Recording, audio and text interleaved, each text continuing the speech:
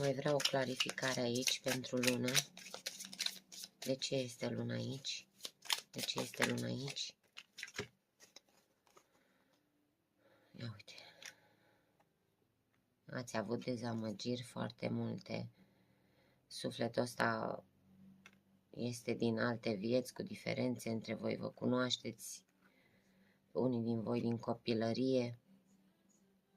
Ai lăsat multe pentru el în urmă. Trebuie să-ți aduci aminte aici că ați pornit pe un drum al fericirii și al împlinirii depline.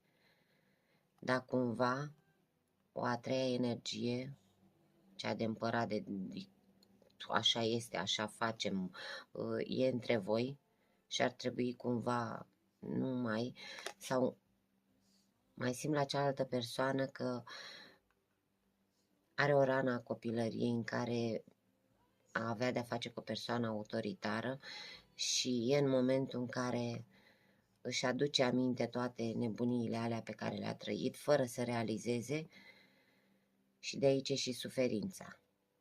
Tu, dacă urmărești acum, știi despre ce vorbești și poate reușești prin discuții să ajungeți iar unul lângă altul, să nu mai se simtă singur și tu singur, sau singur, invers. Da, ia uite aici.